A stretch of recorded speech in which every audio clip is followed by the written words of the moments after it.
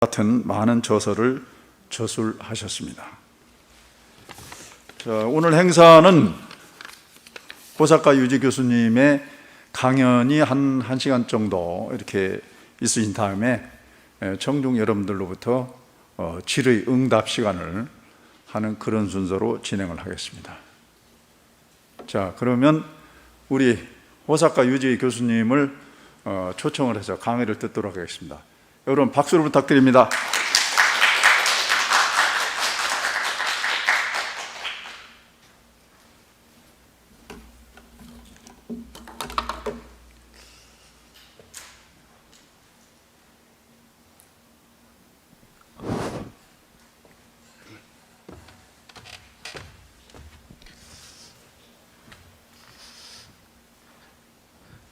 안녕하십니까. 지금 소개받은 세존대학교의 호사카 유지라고 합니다. 오늘은 대전대학교에서 대면 수업이 시작되었다고 들었습니다. 그래서 이 강연장에는 대면도 되고 또 유튜브도 실시간으로 방송된다 그렇게 들었습니다. 이런 좋은 자리에 또 저를 초청해 주신 대전대학교의 선생님들에게 감사드립니다. 오늘은 스가 정권 그리고 한일 관계 이러한 내용으로 말씀드리고자 합니다. 일본 총리가 7년 9개월을 지났는데 바뀌었습니다. 아베 정권이 스가 정권으로 바뀐 곳입니다. 이곳으로 한일 관계가 어떻게 변화가 있을까, 이런 부분들이 한국에서는 상당히 관심이 있는 부분이라고 할 수가 있는데요. 그러한 내용에 대해서 오늘은 말씀드리겠습니다. 그리고 아베 정권이 어떻게 붕괴되었는가라는 것도 말씀드리고, 그 반성 위에 현재 스가 정권이 존재하기 때문에 이런 이야기부터 먼저 말씀드리고자 합니다. 아베 정권이 붕괴한 이유는 한마디로 말해서 지지율이 급락했기 때문이었습니다. 이게 아베 정권에 대해서 8월에 실시한 지지율 여론조사인데요. 지지는 35% 정도 있었는데 지지하지 않는다가 계속 늘어나고 있었습니다. 62% 이상이 지지하지 않는다 이렇게 되고 있었습니다. 이것은 멈추지 않았고요. 계속 지지하고 지지하지 않는다의 격차가 벌어지고 있었습니다. 당시 아베 정권에 대해서 일본 국민 61%가 코로나 대책을 잘 못하고 있다, 이러한 평가였던 거죠. 평가하지 않는다라는 이야기입니다.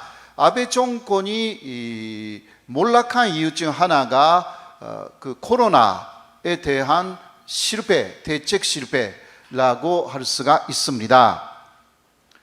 그러면 어떤 것이 문제였는가라는 부분인데요. 코로나 대책을 어떻게 실패했는가라는 부분입니다. 쉽게 말하면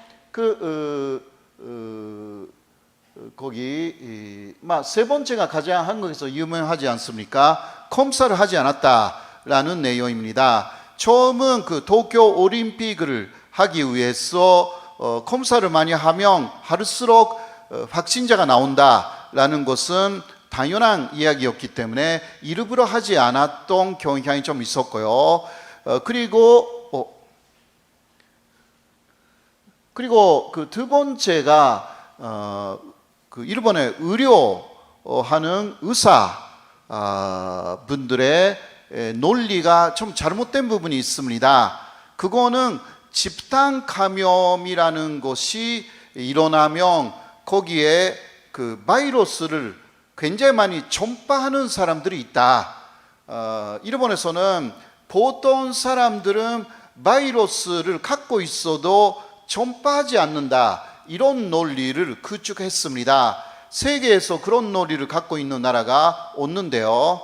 그래서 일본에서는 80%의 환자는 자기만 환자이지 옆 사람에게 바이러스를 옮기지 않는다, 이런 이야기를 믿었어요. 믿었는지 일부러 그렇게 말했는지 그거는 알 수가 없는 부분이지만, 그게 클러스터 이론이라고 했어요. 일본 정부의 논리가 되어버렸습니다. 그래서 집단 감염이 일어났던 그 집단만 관리하면 된다. 다른 데에 여러 사람들이 감염이 되어 있어도 전파하지 않기 때문에 문제 없다라고 하여서 집단 감염, 그 클러스터만 관리하게 되었습니다. 결과적으로 어디에서 감염이 됐는지 모르는 사람들이 벌써 4월의 시점에서 50% 이상 나타나기 시작하죠. 이게 일본의 큰 실패였다라고 할 수가 있습니다. 의료진도요, 그러니까 병원 관계자들도 지금도 마찬가지인데 검사 열심히 하지 않습니다. 하면 할수록 입원시켜야 되기 때문에 이거 못한다, 이것입니다. 입원시키면 의료 붕괴가 온다, 이러한 이야기를 너무 일본의 병원 의료 관계자들이 강하게 이야기를 해가지고 열심히 노력을 하지 않았던 사실이 있습니다. 현재도 크게 다를 바가 없습니다. 그래서 일본은 지금도 적어도 400명 하루에, 많을 때는 500명, 600명 나오는 확진자가 나오는 상황이 있습니다. 그리고 사람들이 좀 공포심이 있어요. 어디에 감염되어 있는 사람이 있는지 모른다라는 것이 한국보다 훨씬 강한 공포심이 있습니다. 스가 정권이 되어서 이러한 부분을 개선하려고 노력을 하고 있는 것도 사실입니다. 아무튼 간에 이러한 부분들이 아베 정권의 논리적인 부분의 문제점, 그리고 태도에 대한 문제점이 있어서 국민들이 보면 금방 알기 때문에 지지율이 계속 내려갔습니다. 그리고 도쿄 올림픽에 대해서 일본 국민들은 어떻게 생각하느냐, 이거 지금도 마찬가지입니다. 72%는요 도쿄 올림픽을 내년 일단 영위했는데, 그러나 내년보다 더 영위해야 된다, 혹은 중지시켜야 된다, 그게 합해서 72% 일본 사람들이 올림픽이 문제가 아니다, 이렇게, 이게 8월에 이렇게 되었어요. 현재도 10월에도 이러한 여론조사를 했는데 마찬가지입니다. 그래도 스가 정권이 되었지만 올림픽을 반드시 하겠다, 그렇게 말하고 있기 때문에 정부하고 국민들의 생각의 격차가 심하다, 올림픽에 대해서도요 그렇게 말할 수가 있습니다. 자, 일본은 지금 GoTo 트래벨라는 그러한 정책을 추진하고 있습니다. 이것은 여행 가자라는 정책인데요, 여행을 많이 가게 함으로 인해서, 그리고 여행 가는 사람들에게는 30% 정도 할인 혜택을 줍니다. 그리고 GoTo Eat라고 해가지고 eat, 먹자, 이것입니다. 레스토랑, 식당으로 먹으러 가면 10% 정도 할인해 주겠다라는 캠페인을 하고 있어요.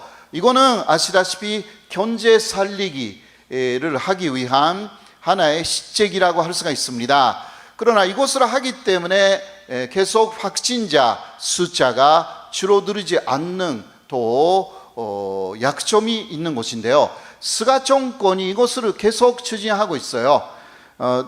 그러나 8월의 상황에서는 77%가 이거 하지 않겠다고 이야기를 했습니다. 그러나 결과적으로 일본인들도 역시 30%나 여행 상품을 할인해 주니까 꽤 많이 갑니다. 가장 많이 갔던 데가 오키나와입니다. 일본의 오키나와. 그런데 오키나와에서는 또 확진자가 굉장히 늘어나가지고 오키나와의 타마키 데니라는 미국계 일본인인데요. 그 사람이 오키나와 오지 말라고 그렇게까지 이야기할 정도가 됐습니다. 네, 아베 총리는 당시 2월 18일에 종리국회가 개막되었습니다. 일본에서는. 그 이후에는 임시국회를 많이 하는데 그것을 하지 않고 기자회견도 쭉 하지 않았습니다. 뭔가 이상했습니다. 사람들이 건강이 문제가 있는 것이 아닌가 이런 이야기도 했고, 또 국회를 열으면 사람들이 많이 스캔들 문제로 야당들이 공격하니까 이제 기자회견도 안 하고 임시국회도 열지 않는다, 이러한 당시 상황이었죠. 8월 6일, 8월 9일에는 원폭 피해자 주도식 후에 기자회견을 했지만 15분 정도로 빨리빨리 끝내고 그 자리를 떠났습니다. 사람들이 다 야유를 보냈죠, 당시요. 이런 것들이 다 쌓여서 사임하게 됐죠. 그 사임하는데도 아베 총리는 상당히 준비를 많이 했습니다. 먼저 총리의 측근에서 아베 총리가 건강이 이상하다라는 이야기가 흘러나오기 시작했습니다. 이게 8월 4일인데 7월에 아베 총리가 집무실에서 피를 토했다, 이러한 이야기가 나오기 시작했습니다. 그런데 여러 가지 알아봤더니 그 아베 총리의 건강이 문제가 있다라는 이야기는 이번에 처음이 아니었던 거죠. 항상 지지율이 떨어졌을 때, 그리고 지지하지 않는다가 올라갔을 때 15년이나 2017년이나 올해 2020년 아베가 건강이 이상하다라는 이야기 항상 나왔습니다. 사람들이 그 동정하기 위한 하나의 그 전략이었다라는 것을 볼 수가 있습니다. 이번에도 그런 식으로 이야기를 하면서 사퇴까지 했습니다. 사퇴한 이유는 지지율이 올라갈 기미가 전혀 보이지 않았기 때문입니다. 그리고 그 아베 총리는요, 이 사토 에이사크라는 스상의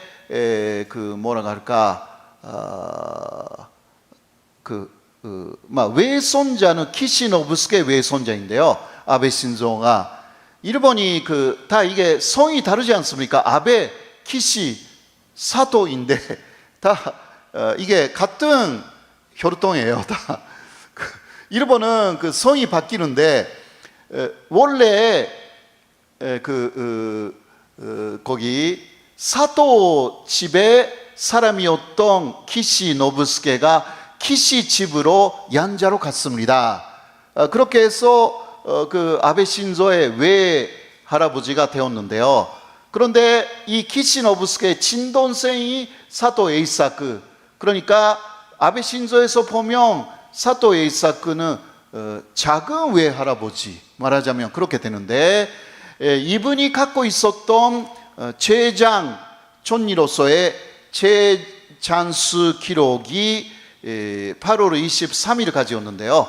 최장 기록, 그것을 8월 24일에 아베가 갱신하게 됩니다. 그래서 이거 지나면 사임할 것이다, 이러한 이야기가 일본에서 조금 나왔고요. 저도 그 8월 초에 그렇게 될 것이라고 유튜브에서 이야기를 했습니다. 그러나 일본에서는 마지막은 사임하지 않을 것이다, 그런 식으로 갔지만 저는 사임할 것이라고 쭉 말하고 있었는데요.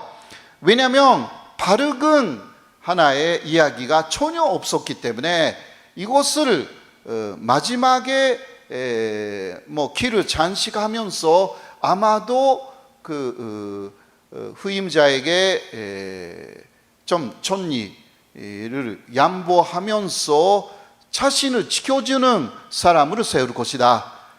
그래야만이 스캔들 문제라든가 이런 부분에서 또 큰 문제가 일어날 의료가 단시 있었습니다. 그렇기 때문에 자신은 물러나고 그러나 자신을 지켜줄 수 있는 사람, 그 사람은 사실 스가 관반 장관이었습니다. 여러 면에서요. 그래서 스가를 세우게 됩니다. 8월 28일인데 아베는 사임을 표명했죠. 건강 문제는 표면적인 이유입니다. 왜냐하면 회식을 더 건강이 나쁘다고 하면서 많이 하고 있었습니다. 그러한 것들이 요새 또 뉴스 보도가 되어 있어가지고요. 꾀병이었을 가능성이 있다. 이런 이야기인 것입니다. 결국은 도쿄올림픽도 연기가 되었고 또 실제로 할 수 있는지 모르는 상황이 되었고요. 그리고 코로나19 대책도 실패했다. 그리고 여러 스캔들들이 아베 신조는 많습니다. 특히 검찰이 아베를 체포할 수 있는 가능성 있는 스캔들을 마저 안고 있는 것입니다. 이러한 상황에서 이제 내려갔다고 할 수 있습니다. 자, 그러면 포스트 아베를 둘러싼 경쟁이 있기는 했습니다. 스가 관반 장관이 새로운 총리가 되었지만 거기에는 여러 가지 의혹, 곡절이 없지 않아 있었습니다. 그런데 대단히 중요한 부분은 또 한국에서 많이 알려져 있지 않지만 일본 정권을 이해하기 위해서 특히 현 정권을 이해하기 위해서 대단히 중요한 부분은 현재 스가 정권의 기반이 되어 있는 사람이 이 사람 니카이 토시히로라는 자민당 간사장입니다. 자민당의 간사장이라는 사람은요, 실질적인 당 대표입니다. 원래 당 대표는 지금은 스가 총리가 자민당의 대표이기도 합니다. 그러나 스가는 총리이기 때문에 자민당을 볼 수가 없습니다. 그래서 간사장이라는 사람이 실질적인 당 대표가 되어서 현재는 이 니카이 아베 때도 4년, 5년 간사장을 했고 다시 연임되었습니다. 이 니카이 간사장의 후원으로 스가가 총리가 된 사실이 있습니다. 이 사람이 스가를 이제 응원해야 되겠다라고 이야기를 하면서 니카이파라는 파벌이 50명 정도 있고요. 그 파벌에 다른 파벌들이 우리도 그렇게 하겠다라고 하여서 스가 총리가 탄생되었습니다. 네, 결국은 이 니카이의 생각을 고역할 수 없는 것이 스가의 입장입니다. 그렇기 때문에 이 니카이는 친중 친한파입니다. 굉장히 유명한 친중 친한파. 그래서 한국에서는 그 박지원 국정원장하고 의논제를 맺은 사이이기도 하고요. 굉장한 한국에게는 굉장히 필요한 사람이기도 합니다. 그래서 스가 정권은 원래는 친중, 친한 이쪽으로 갈 가능성이 충분히 있는 것입니다. 그러나 아베가 속하는 호소다파라든가 극우, 아소파도 스가 총리가 되는 것을 도왔기 때문에 결국은 아소, 아베라는 극우 라인의 요구도 수용해야 합니다. 그런데 니카이 쪽의 친중, 친한 이 노선도 수용해야 합니다. 그래서 현재 스가 정권이 안고 있는 그러한 모순적인 부분은 기반이 되어 있는 사람들의 대립되는 교내라고 할 수가 있습니다.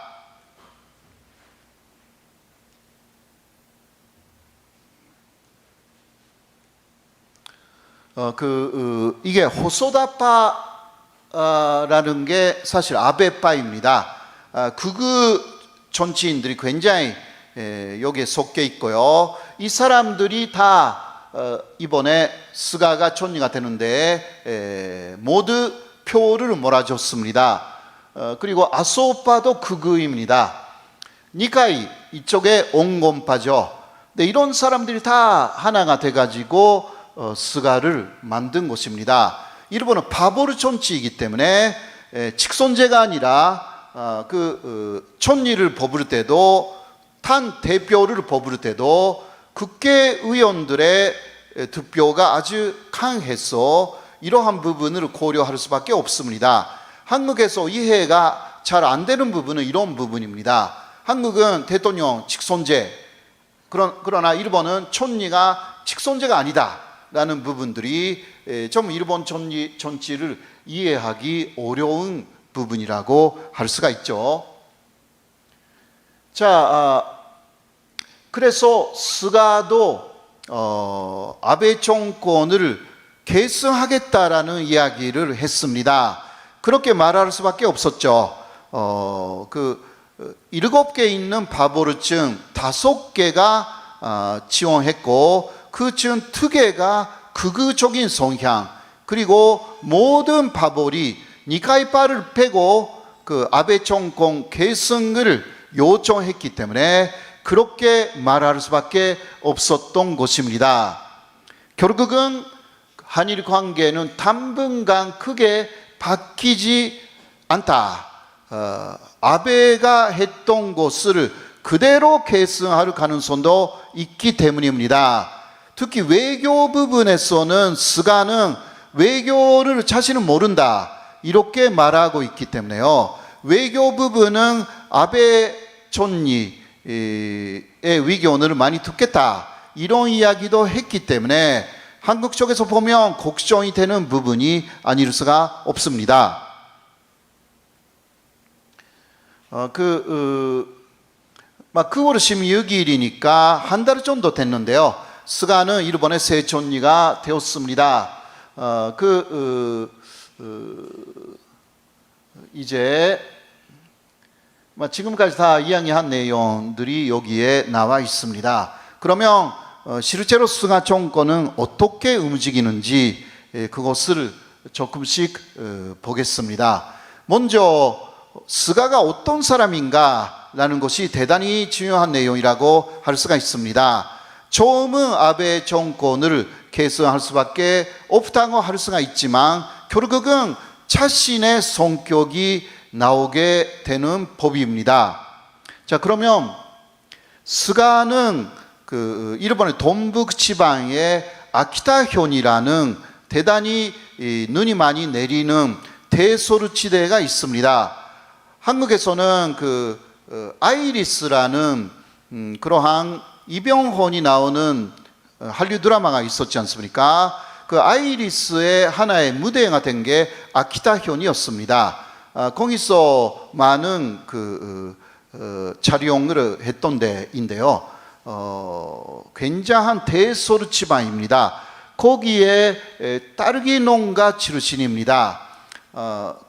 아버지가 딸기 농가에서 성공했기 때문에 나름대로 부유했다고 합니다.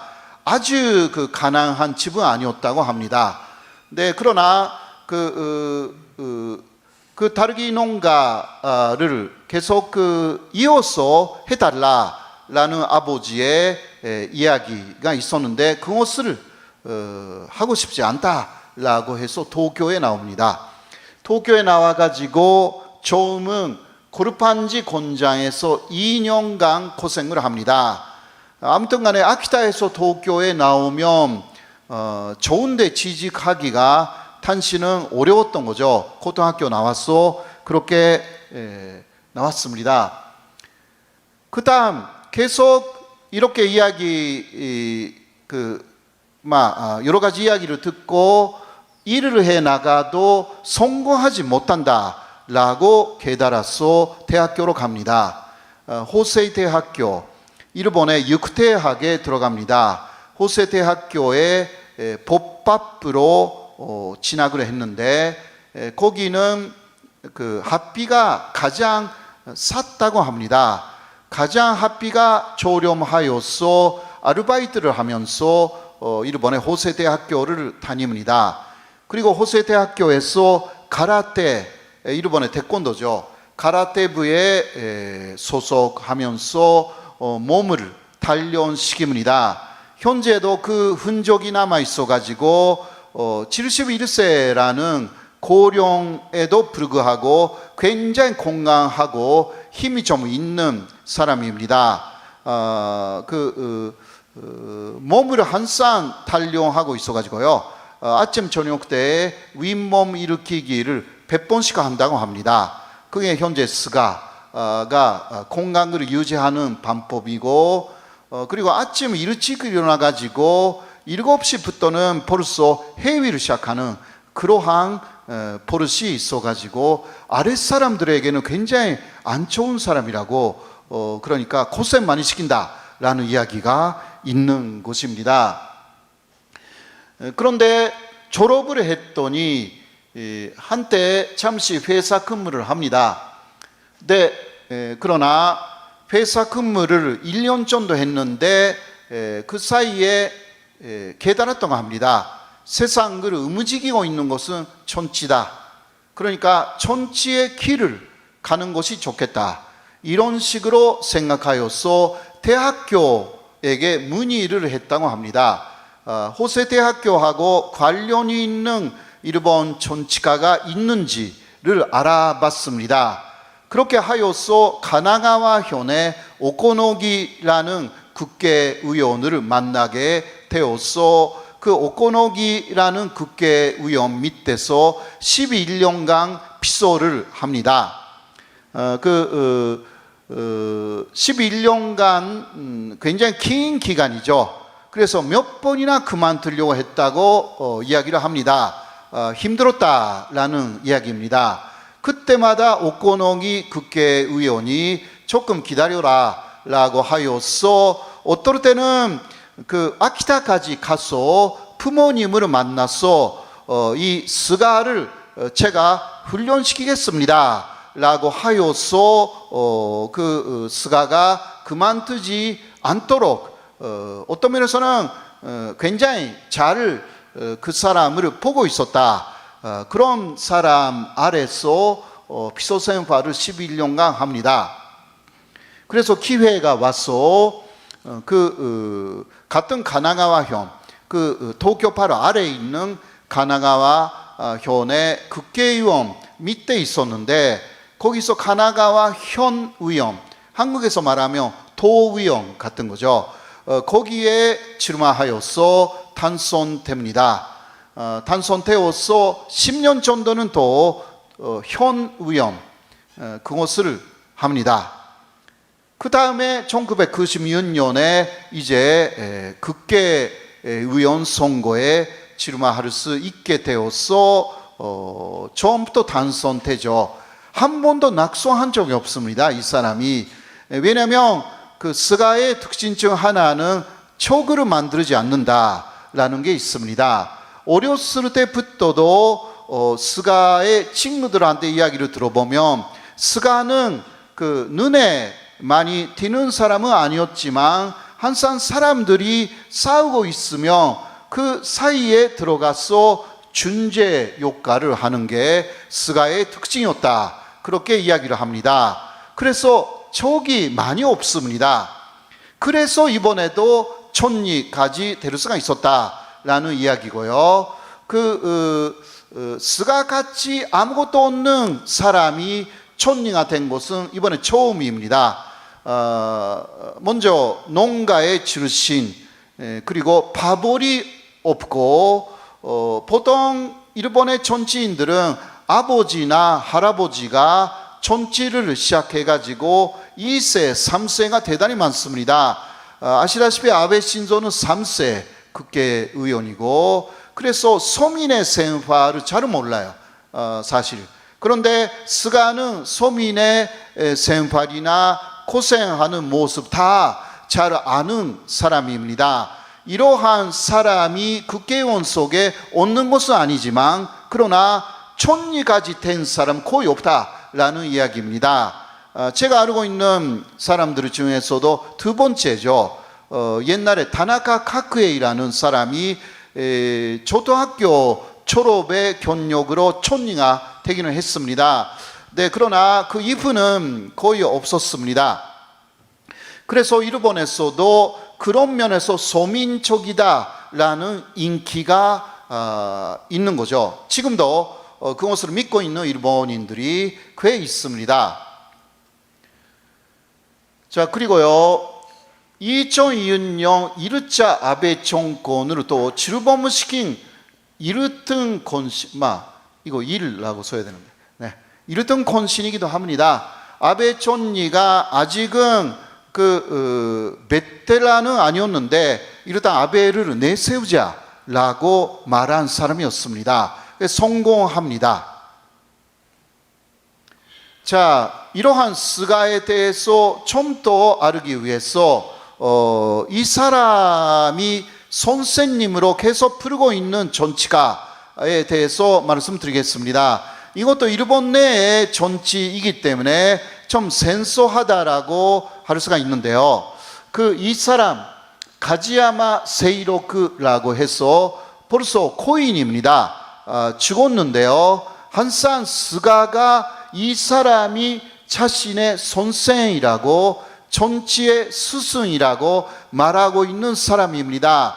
쉽게 말해서 이 사람은 대혼란기의 책사로 불린 사람입니다. 이 가지야마 세이로크의 특징은 바보를 조월하여서 초바보르적인 인맥을 만드는 데에 굉장한 능력이 있었던 사람입니다. 이번에 스가도 초바보르적인 그러한 지원을 받아가지고 총리가 되었습니다. 이러한 부분들이 굉장히 통하는 부분들이 있습니다. 그래서 적을 만들지 않고 바보르들은 이게 자민당에 지금 7개 바보리 있는데요. 자민당 안에 있는 다른 전당이라고 할 수가 있습니다. 이게 경쟁 상태인 거죠. 다 7개가 다 경쟁하고 있습니다. 하나의 예를 들면 한국에서도 지금 국민의힘이라든가 민주당 대전단들이 있지 않습니까? 그 속에는 계파들이 몇 개 있기는 해요. 그러나 정확하게 어디 계파에 들어가 있는지 분명치 않습니다. 그러나 일본의 바보는 분명합니다. 왜냐하면 바보를 만들 때는 출범식도 하고요. 바보르 자체가 하나의 자금도 갖고 있고, 바보의 회장이 있고 부회장이 있고 삼촌장이 있습니다. 바보르 속에요. 그러니까 니카이파에서는 니카이가 대표이자 또 그 아래에 삼촌장 같은 사람이 있고, 니카이파가 누가 니카이파에 속해 있는지 명단이 다 나옵니다. 이게 일본의 자민당 안에 바보리입니다. 큰 전당은 그렇게 바보리 존재합니다. 한국은 그런 게 없지 않습니까? 네. 일본은 바보를 중심으로 새롭게 들어온 국회의원에 대한 교육도 합니다. 물론 바보리 없는 무바볼, 바볼에 속하지 않는 국회의원도 자민당에 요새는 50명 정도 있기는 합니다. 그런데 그런 사람들은 숨어있는 스가파입니다. 스가가 자신도 바볼에 속하지 않기 때문에 바볼에 속하지 않는 사람들을 다 스가케 국회의원으로 만들어버린 거죠. 한국에서도 조금 알려진 고이즈미 신지로라든가 이런 사람들은 바볼이 없지만 스가케 국회의원인 것입니다. 자, 이 사람은 그런 식으로 하였어요. 초바보르적인 그러한 입장에서 많이 움직였습니다. 어떤 파벌에 섞여 있어도 거기를 이탈하여서 새로운 움직임을 많이 했던 사람입니다. 가지야마 세이로크라는 사람이고요. 네, 이 사람의 가장 큰 업적 중 하나는 자민당이 한번 정권을 잃었습니다. 그게 1993년이었습니다. 그런데 1년 후에는 다시 자민당이 정권을 잡았습니다. 그러나 자민당만으로는 정권을 잡을 수가 없었기 때문에 사회당을 연립 전당으로 끌어들였습니다. 그때 한국에서도 유명한 무라야마 도미이치 촌리가 탄생됩니다. 그것을 다 작업을 한 사람이 가지야마 세이로크입니다. 그때는 아무도 그런 것을 생각하지 못했습니다. 연립을 만든다라는 것은 생각을 했다 하더라도 자민당하고 전혀 다른 이념을 갖고 있는 사회당, 자민당은 자유민주주의죠. 그리고 우파예요. 사회당은 좌파, 진보입니다. 이념적으로 이게 물과 기름이었는데 이 가지야마는 그 두 개의 전당을 묶어놨습니다. 이렇게 할 수 있는 사람이 처음으로 일본에서 나타난 것이었습니다. 그래서 스가는 그러한 이념을 조율하는 이념, 아베는 극우라는 이념이 선명했습니다. 그러나 스가는 이념이 없고 이념을 넘어서 조금 큰 동어리의 하나의 정치 세력을 만들 수 있는 그 소양을 갖고 있는 게 바로 스가입니다. 그래서 다음 선거에서 자민당이 혹시 패배해도 그 사람은 벌써 여러 가지를 생각하고 있어요. 공면당, 이 연립 여당인데 공면당에서 촌리를 더 내릴 수가 있습니다. 자민당이 패배하면 그래도 공면당하고 연립하고 있으니까 공면당이 떠나지 않도록 그 공면당 쪽에서 촌리내도 된다라고 할 수가 있는 게 스가이고요. 또 지금 다른 야단 쪽에서도 연립할 준비를 하고 있습니다. 이게 스가의 하나의 성격입니다. 자, 가지야마는 한번 자민당 대표 선거에 나가서 실패하기는 했습니다. 2위가 됐어요. 그때 오부치라는 사람이 존재가 되어서 촌리가 됐습니다. 나중에 고이즈미도 촌리가 되고요. 이 사람은 교통사고를 당해서 빨리 죽었기 때문에 촌리가 될 수는 없었습니다.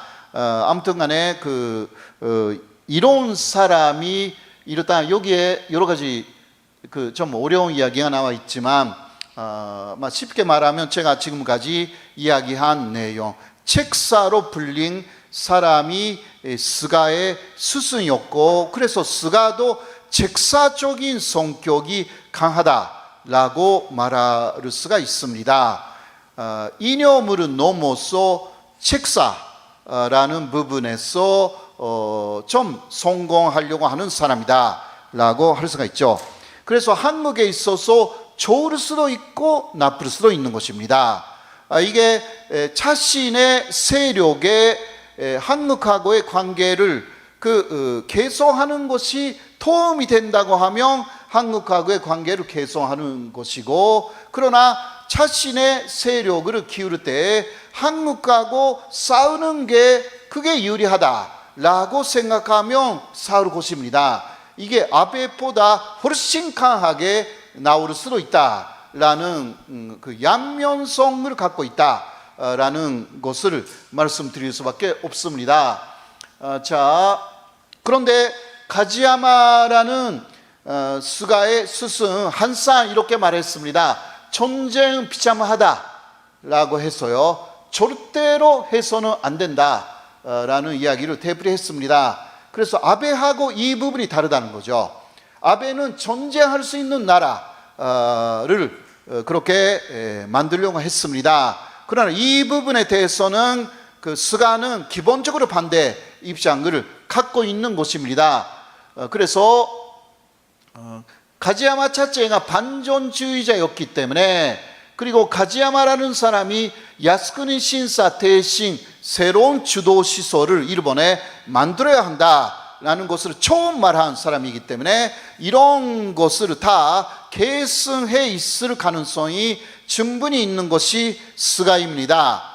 그런데 요새 스가는 야스쿠니 신사에 공물을 바쳤습니다. 가지는 않았지만요. 그러나 관방 장관 시절은 가지도 않았고 그런 것을 하지도 않았습니다.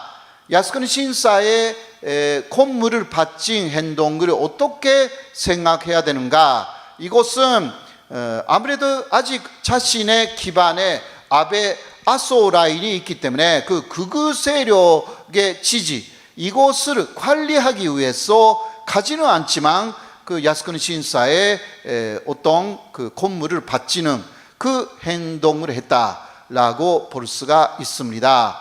이게 한국에서 보면 이해가 안 되는 부분들이 많이 있는 내용이라고 할 수 있죠.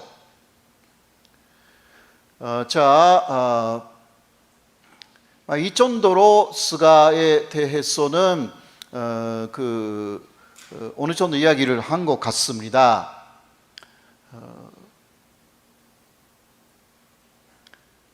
한국에 대해서 지금까지 관방 장관 시절에 스가가 한 발언은 좋은 이야기는 많이 없었습니다.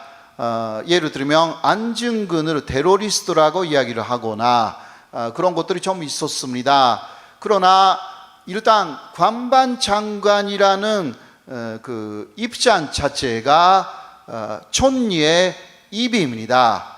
그래서 아베 촌리의 생각하고 다른 이야기를 할 수가 없습니다. 다른 이야기를 했다가는 관방 장관은 이제 교체가 됩니다. 이게 일본의 역사가 그랬습니다.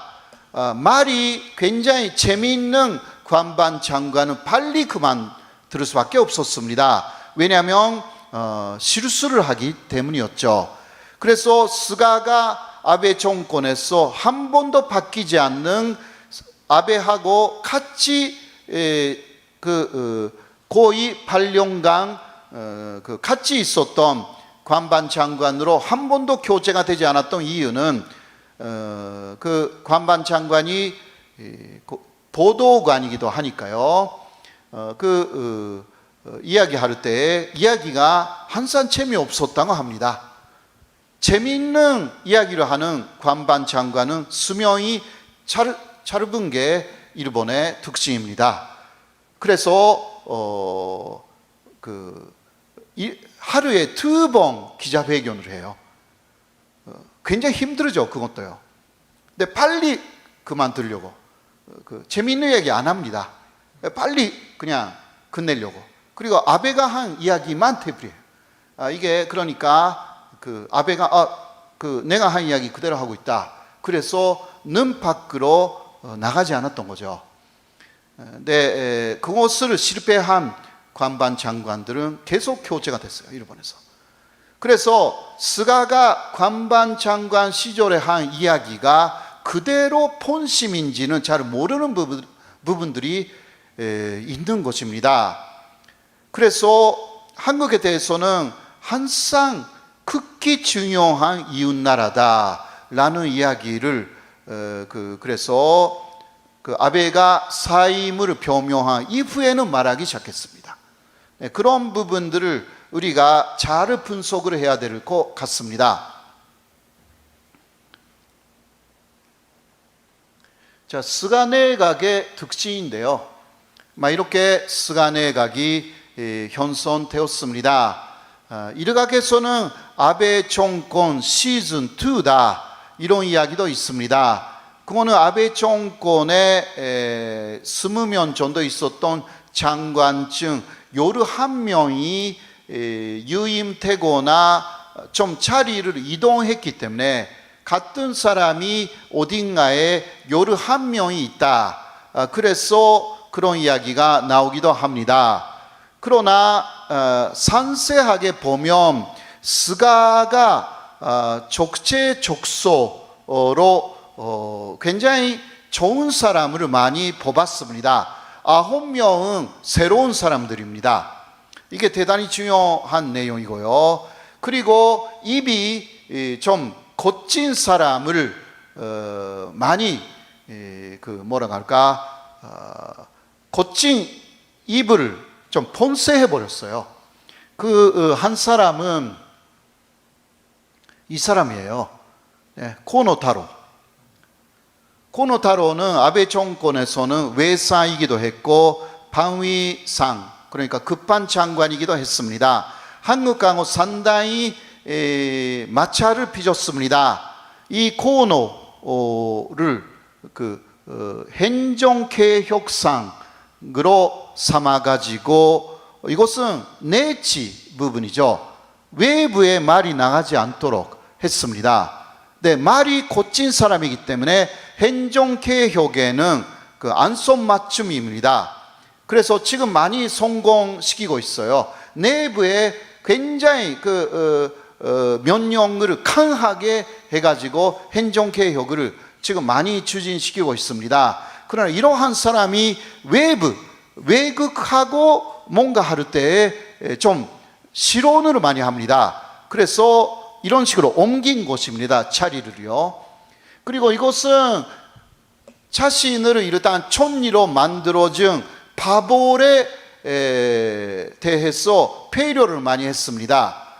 가장 숫자가 많은 아베파, 호소다파죠. 호소다파는 역시 가장 많습니다. 이렇게요. 호소다파. 네, 호소다파. 5명 정도 들어가 있습니다.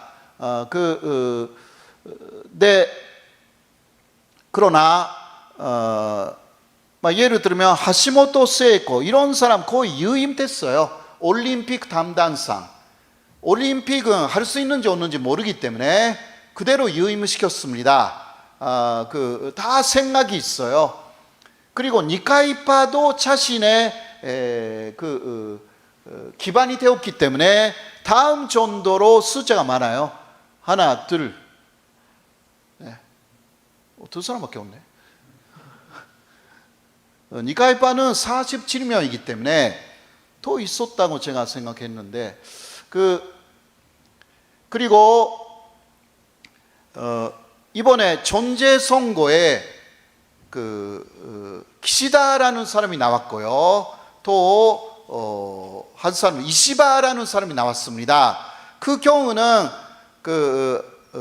스가, 키시다, 이시바가 먼저 자민당 대표 자리를 놓고 경쟁했어요. 그 경우는 경쟁 상태였던 키시다파, 이시바파에서 장관을 보통 뽑지 않습니다. 그런데 잘 뽑았어요. 키시다파에서 그리고 이시바파에서도요. 이렇게 키시다파에서 네. 이런 것은 촉을 만들지 않는다. 이러한 부분을 보여주고 있습니다. 바볼이 없는 사람, 이게 가지야마 세이로크 자신의 스승의 아들이거든요. 또 입각시켰어요. 그런 식으로 여러 가지 생각을 하면서 하고 있는 것을 지금 다 설명드리기가 좀 어렵습니다만은 굉장히 잘 생각해서 입각을 시킨 내용을 알 수가 있습니다. 그냥 여러 한 명이 그냥 유임되거나 자리를 옮겼다. 그것만 보면 아베 시즌 2인데 내용이 조금 다르거든요. 한국에서는 보이지 않는 부분입니다. 그리고 더 중요한 것은 예를 들면 경제 보복을 한 한국에 대해서 사람이 있죠. 그 아베 정권이잖아요. 그 사람의 그러나 중심에 있었던 사람은 아베 총리의 보좌관입니다. 이마이 타카야라는 이러한 장관이 아니에요. 아베 총리의 바로 보좌관으로서 측근입니다. 5명 정도 있는 아베 총리의 비서관하고 보좌관들이 한국에 대한 경제 보복을 이방하여서 아베가 하자고 한 것입니다. 그때 스가 관방 장관은 거기에 대해서 반대를 하고 있었어요. 처음요. 그거 하면 안 된다고. 그러나 그 아베가 한다고 하니까 하겠다고 마지막은 찬성할 수밖에 없었어요. 그런데 한국에서 안 보이는 부분은 그 보좌관이나 비서관들은 잘 안 보여요. 장관들만 보이는 거죠. 그런데 한국에 대한 지난 해에 7월에 경제 보복의 이반자들은 그러한 이마이 타카야라는 보좌관을 중심으로 하는 아베 총리의 그 바로 측근들이었어요. 그런데 아베 정권을 진짜 그대로 계승한다고 하면 스가가 그런 사람들도 남겨야 되는데 다 교체시켜 버렸습니다. 특히 이마이 타카야는 아베의 측근 중의 측근입니다. 어렸을 때부터 친구예요, 아베. 그러니까 아베가 스가에게 신신당부했습니다. 그 이마이 타카야만은 어딘가 좋은 데에 남겨달라, 포스터를 달라, 이렇게 했는데 가짜없이 잘라버렸어요. 이런 거 보면 아베 정권하고 스가 정권이 연결되어 있는 것 같이 보이지만 아주 핵심적인 부분에서 단절되어 있습니다. 이게 대단히 중요한 부분입니다. 그 아베도 쇼크를 먹었어요. 그러니까 자신의 측근을 남겨달라고 부탁을 했는데도 잘라버렸기 때문에. 물론 완전히 잘라버리지는 않았고요.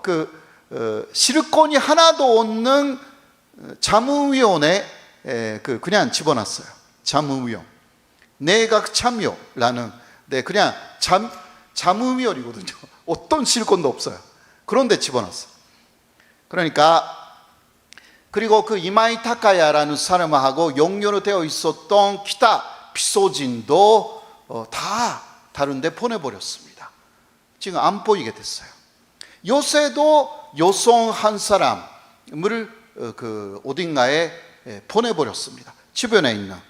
그러니까 스가 총리의 비서관들 중에서도 아직 이마이 타카야하고 연락을 하고 있는 사람이 있다. 그 소문을 듣고 스가가 어떤 여성 비서를 다른데 인사해버렸습니다.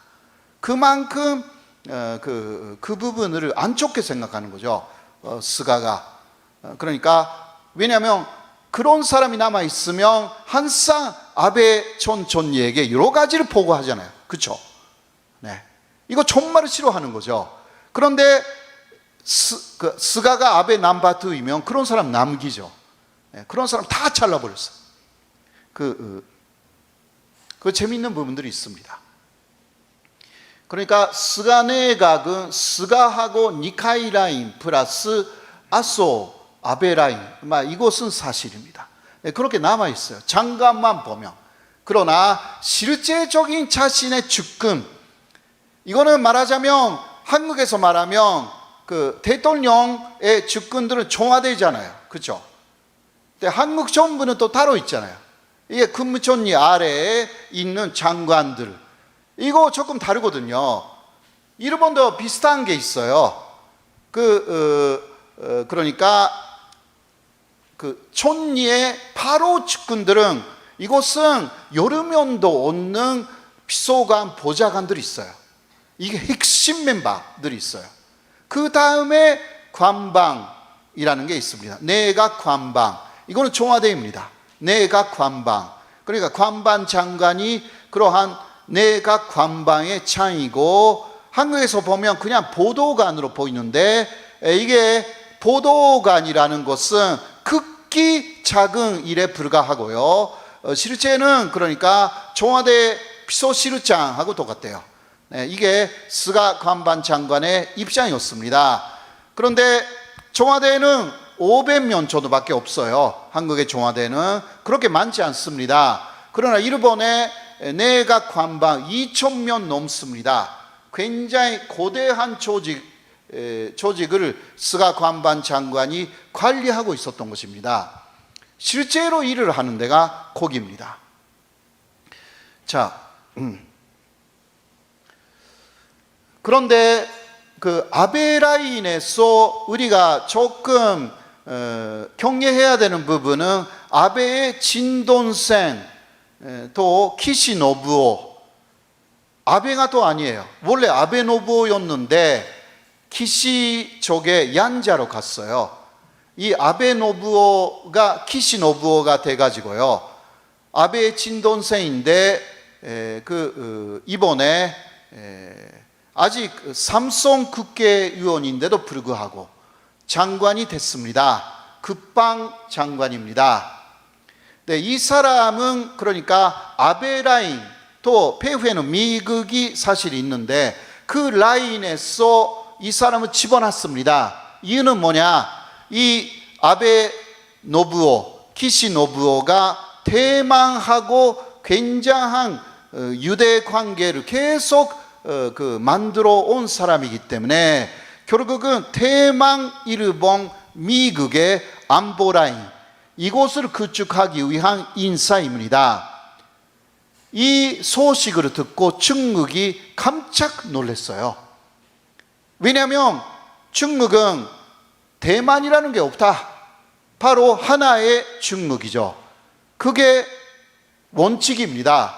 그런데 그 키시 노부오는 대만을 계속 그 일본하고의 유대 관계를 만든 그러한 일을 해왔다는 거 알고 있기 때문에 이 사람이 갑자기 국방 장관이 되었기 때문에 중국은 불쾌감을 나타냈습니다.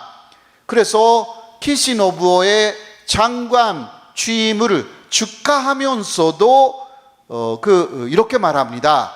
표면적으로 대만하고 우호 관계를 다지는 그런 일을 하지 말아야 한다. 이런 이야기까지 했습니다. 이것은 그러니까 처음은요, 중국은 기뻐했어요. 스가는 니카이다, 니카이는 친준파다 라고 해서 굉장히 기뻐했어요, 중국이. 그리고 스가 같은 사람이 중국에서는 좋아한대요. 그러니까 농민의 아들이 촌리가 된다라는 게 중국에서는 있을 수가 없다고 합니다. 그러니까 그러한 성공 스토리를 갖고 있는 스가에게 중국은 굉장히 관심 많습니다.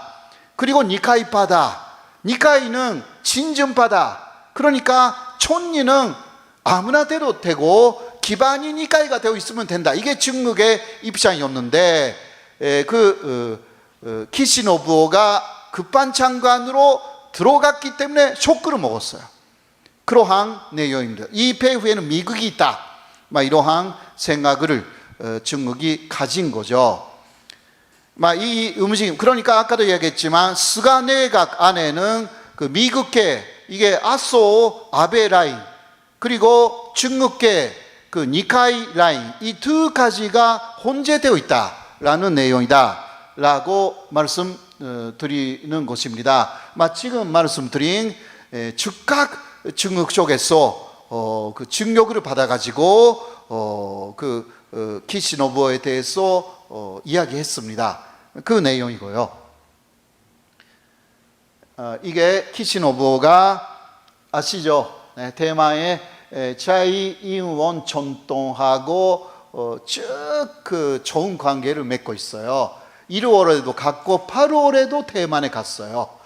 아무튼 간에 숨어 있는, 그러니까 아베는 사실상 중국하고 일본 사이에 외교를 했죠. 아베 정권은요.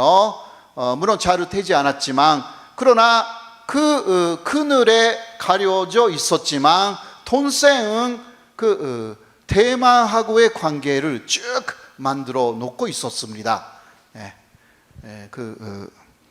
그래도 미국이 볼 때 지금 아주 좋은 거예요. 이 키시 노부오가 미국이 볼 때 괜찮은 사람인 거예요. 물론 미국 쪽에서는 키시는 아직은 풋내기다, 일을 잘 못할 것이다, 이런 이야기는 하고 있기는 하지만 그러나 좀 기대하고 있는 부분도 있는 거죠. 그리고 아베는 퇴임하기 직전에 병으로 아프다라고 하면서도 마지막에 담화를 내고 사임했습니다. 그 담화는 오키나와에 그 미사일 기지를 만든다라는 구체적인 이야기까지는 하지 않았지만 그러나 그 계획을 사실상 표명화시켰습니다. 적기지, 그러니까 적극기지 공격 능력을 일본은 가져야 한다. 그러니까 적극에서 미사일을 쏴 올리기 이전에 일본이 미사일을 쏴올 수 있는 그러한 그 힘을 가져야 한다라는 것을 이야기를 하면서 떠났습니다. 이거 12월까지 스가 정권에서 이 부분을 확실하게 만들어야 한다, 이런 이야기를 하고 갔습니다. 이것은 키시노부하고 관련이 있습니다. 미국하고 관련이 있습니다. 부상하는 중국의 군사력에 대응하기 위해서 오키나와에 미사일 기지를 만든다라는 계획이 있습니다.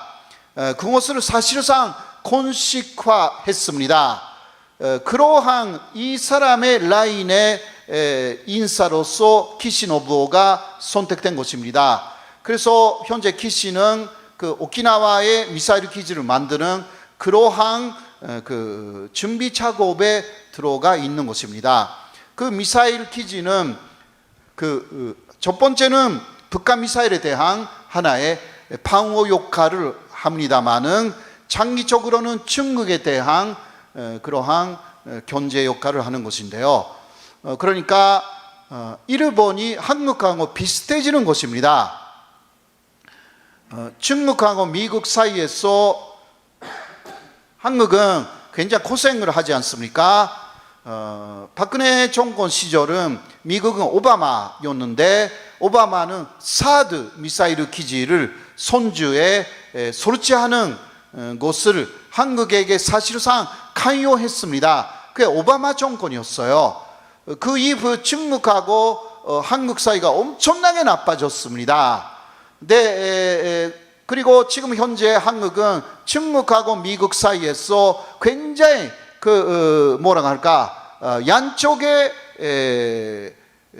양쪽으로 설득하지 않으면 안 되는 입장에 있는 게 지금 한국의 입장이고 굉장히 어렵습니다. 이게 일본 정권도 비슷해집니다. 그게 오키나와의 미사일 기지를 설치하여서 중국하고 또 미국 사이에서 방황하는 그 정권이 될 가능성이 충분히 있습니다. 또 스가 정권의 기반이 친준파 그리고 친미파, 이게 두 가지가 있기 때문에 굉장히 비슷해질 가능성이 있습니다. 비슷해지기 때문에 그런 차원에서는 한일 간의 연대가 가능하게 되는 것입니다. 한일 간에 여러 가지 어려운 문제가 있지만 그 문제는 그 문제로 해결을 해나가고, 그러나 큰 틀에서는 미중 사이에서 이 아시아의 극동 동북아에 있는 작은 나라끼리, 일본도 큰 나라가 아닙니다. 네, 중간 정도의 나라죠. 한국도 그렇고요. 그러니까 한일 관계라는 게 미국하고 중국 사이에서 이게 유대 관계를 갖지 않으면 안 되는 그러한 시대가 지금 다가오고 있다라고 할 수밖에 없습니다. 그 스가가 그러한 성격을 갖고 있어요. 자, 이것은 미국의 이야기지만 미국은 대만을 완전히 미국 편으로 만들기 위해서 여러 가지 하고 있습니다. 이게 지난해인데요. 8월 10일에 대만의 무기 매각을 결정했습니다. 굉장히 최고의 액수로, 그리고 최고위의 고관이 지난해에 그러니까 8월 10일인데요. 대만을 처음으로 방문하기도 합니다. 미국도 대만 끌어들이기 엄청나게 하고 있습니다. 거기에 일본이 또 같이 보조를 마치고 있습니다. 일본 안에 극우 라인이 그렇게 하고 있습니다. 이게 아베 라인 쪽이에요. 자, 키시노부는 그러한 맥락에서 그 스가 정권의 또 하나의 성격을 보여주는 인사라고 할 수가 있습니다. 그러나 아까도 이야기했지만 이 니카이, 니카이하고 시진핑은 굉장히 그 친밀한 관계를 갖고 있는 것입니다. 그리고 현재 일본은 중국 사람을 유치하지 않으면 안 되는 상황이에요. 한국 사람도 관광 산업을 살리기 위해서는 유치하지 않으면 안 되는 상황입니다. 일본의 지금 관광 산업이 계속 망가지고 있어요. 일본은 몇 년 전부터 그 관광 산업이 굉장히 그 비중이 커졌습니다. 그래서 코로나로 또 그 관광 산업이 계속 그 망가지고 있고요. 그래서 아까 GoTo 트래벨라는 것을 하기 시작한 거죠. 그러기 위해서는 일본의 경제를 살리기 위해서는 중국 사람, 한국 사람을 유지할 수밖에 없습니다. 그래서 니카이는 말합니다. 국익의 관점에서도 정확하게 중국하고 우호 관계를 맺어야 한다. 그러나 미국이 니카이를 사실 경계하고 있습니다. 미국 쪽에서요. 미국의 여러 잡지에서 그 미국의 정책에 반대하는 자민당 내에 최대의 그 장애물이 니카이라고, 그런 이야기가 미국 쪽에서 나오기 시작하고 있는 상황입니다. 그 일본이 한국하고 비슷해져 가고 있는 것입니다. 자, 스가는 어떤 식으로 움직일까? 이것은 우리가 지켜봐야 알 것 같습니다. 아마 다 현재까지 이야기한 내용, 스가 정권에는 이 사람은 굉장히 더 가까워요.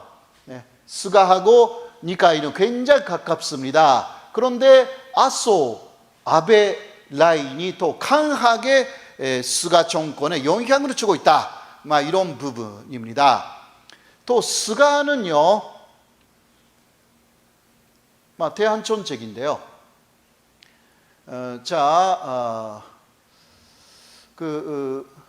문재인 대통령하고 전화회담을 했습니다.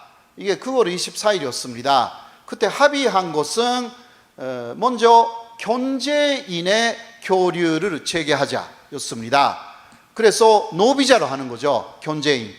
이것은 벌써 시작했습니다. 그래서 경제인은 그 14일간의 격리 기간을 제외시켰습니다. 이게 벌써 시작됐거든요. 이게 서로 경제를 살리자라는 스가의 그 정책, 이거 문재인 대통령도 오케이를 했고요. 11월 1일 금방이죠. 며칠 후에는 이것은 일본 쪽에서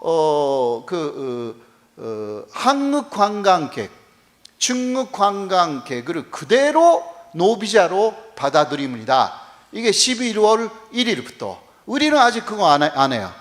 그러니까 한국 사람은 일본의 노비자로 들어갈 수가 있어요. 14일간의 격리도 이제 11월 1일부터는 사라집니다. 그러나 문제는 돌아올 때, 한국에 돌아올 때에 또 14일간 격리돼야 돼요. 이 부분은 남아있죠. 그러나 일본은 먼저 관광객이 필요해요. 경제적으로 계속 지금 일본은 추락하고 있거든요. 4월부터 6월까지의 경제 성장률이 일본은 마이너스 27.8%예요.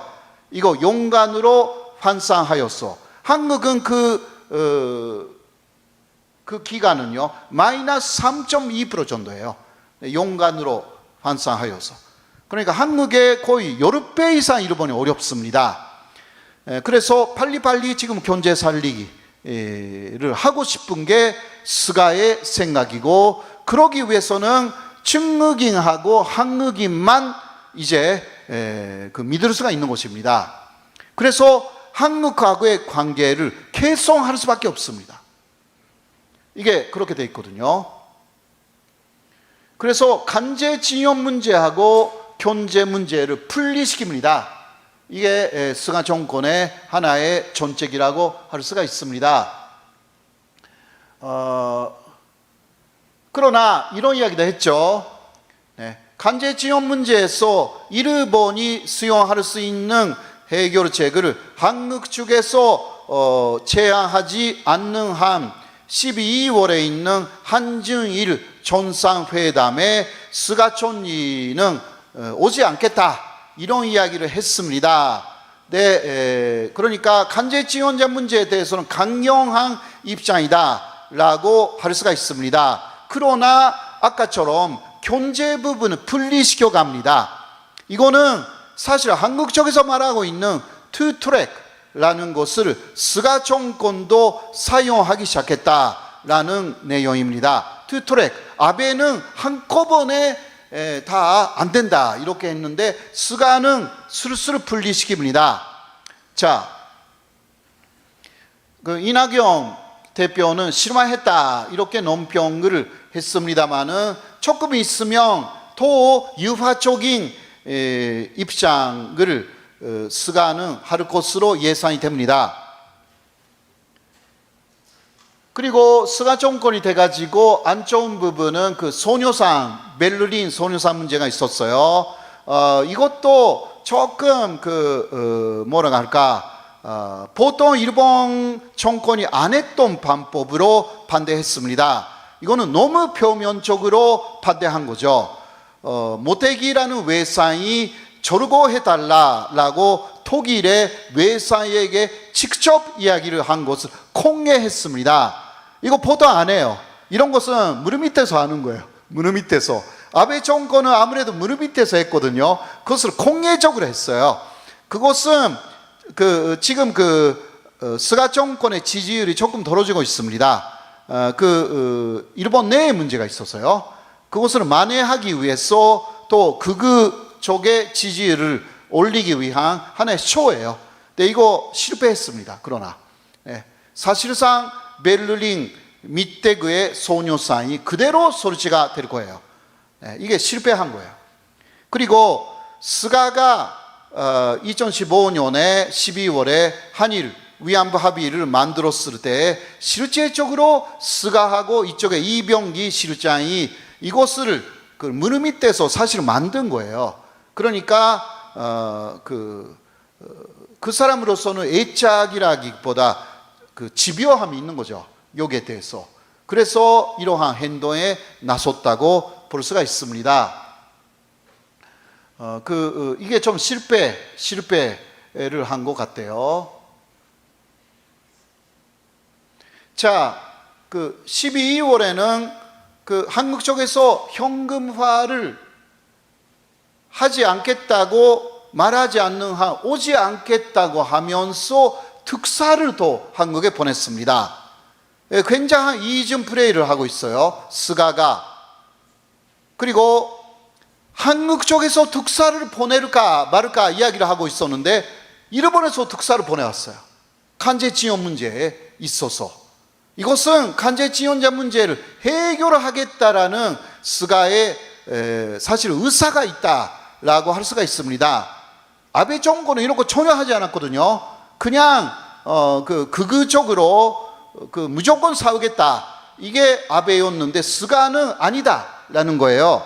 10월 17일부터 19일까지 대표적 진안파 위원 가와무라 타케오 이르함 위원연맹 간사장이 방한했습니다. 이게 일본에서 대표적인 진안파예요. 이 사람이 조선통신사가 쭉 다녔던 루트를 일본이 한국하고 일본의 우호관계에 기지로 하자라고 해서 일본에서 굉장히 좋은 행동을 한 사람이에요. 이 사람을 보내왔어요. 이 사람이 또 니카이파입니다.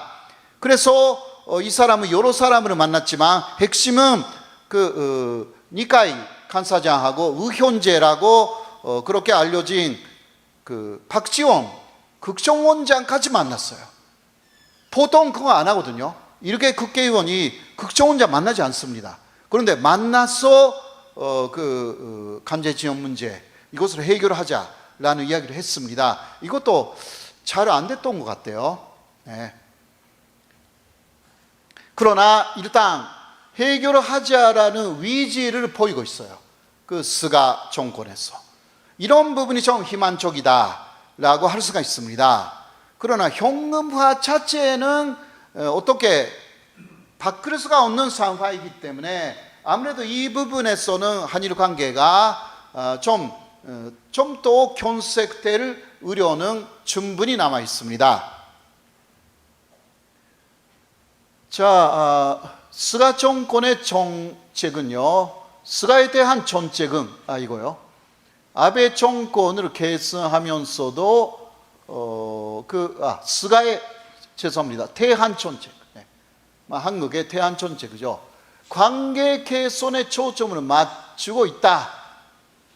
네, 그러나 강제징용 문제 이것은 어떻게 하기가 좀 어려운 것 같아요.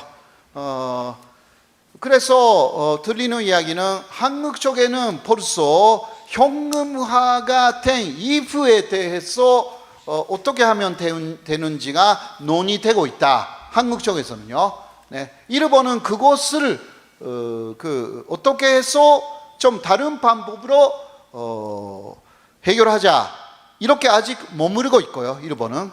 한국은 그 다음을 벌써 생각하고 있다. 이러한 부분에서 당분간 한일 관계가 개선되기는 좀 어려운 것 같습니다. 그러나 스가의 성격상 한일 관계에 상당한 문제가 일어나도 최소화할 것 같대요. 그 문제는 그 문제로 하고 한국과의 다른 문제 부분은 또 살리고 투 트랙으로 갈 가능성이 좀 있는 것 같습니다. 특히 아까 가와무라 타케오를 보내면서 스가가 한 이야기가 대단히 인상적이었어요. 한일 관계는 지금 얼어붙어 있지만 어떻게 타개하느냐가 보다 중요하다. 이런 이야기를 하고 가와무라를 한국에 보냈습니다. 그래서 좀 더 지켜봐야 되는 부분이 좀 있는 것 같습니다. 아무튼 간에 한일 관계는 계속 또 전쟁으로 나가면 되는 것이 아니기 때문에요. 우리는 1년간은 전쟁했지만 이제 휴정하고 또 전쟁을 끝내고 한국에서 조금이라도 이겼다라는 것을 남겨야 되는 입장에 있는 것입니다. 전쟁은 계속하면 된다라는 것도 아닙니다. 언젠가는 줄그 전략으로 이제 화해로 가는 것이 더 외교 그리고 전쟁도 외교의 연장이기 때문에 다시 외교로 돌아와 가지고 관계를 정상화시키는 것도 대단히 중요한 작업이 아닐까 그렇게 말씀드리면서 제 오늘 말씀은 여기까지로 마치겠습니다. 고맙습니다. 네, 수고하셨습니다. 우선 물 한 잔 드시죠.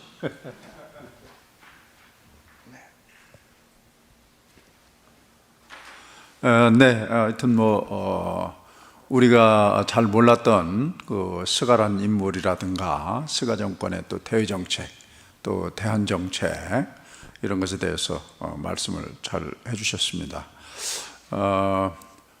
질문과 토의 시간인데요. 우선은 제가 간단히 먼저 질문을 하나 하겠습니다. 아까 말씀을 하시면서 아베가 검찰한테 체포될 만한 그런 스캔들이 있었다는 말씀을 하셨는데 그 내용이 뭔지 궁금해서 한 말씀 제가 먼저 질문을 드리겠습니다. 그리고 청중들한테서 한 두 분이나 세 분 정도 질문을 받고요. 또 인터넷으로 온 질문이 좀 있거든요. 그것에 대한 또 질문에 대한 답변을 들어보도록 이렇게 하겠습니다. 예. 네, 그 5월 말에 그 헌법학자라든가 일본의 학자들을 중심으로 60명 이상이 아베 총리 나가서 아베 정권을 고소했습니다.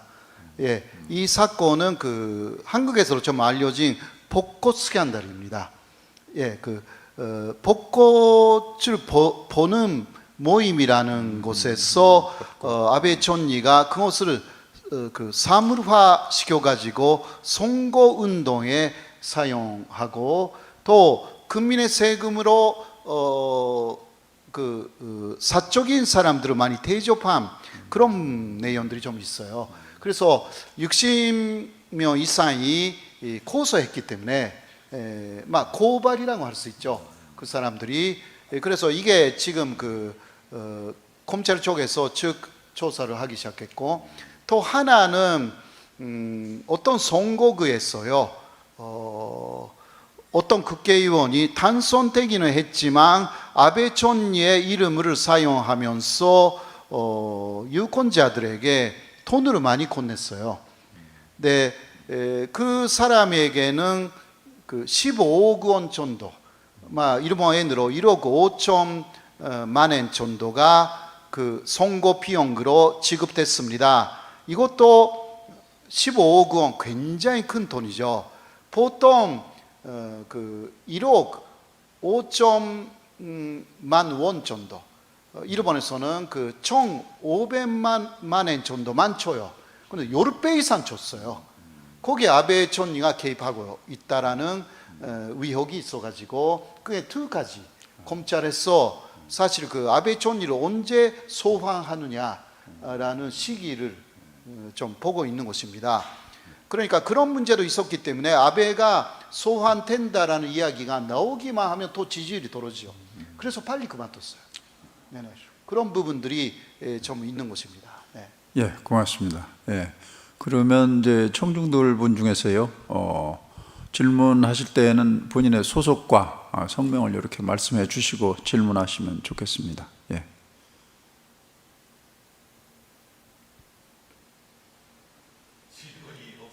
예, 예, 예. 예. 예.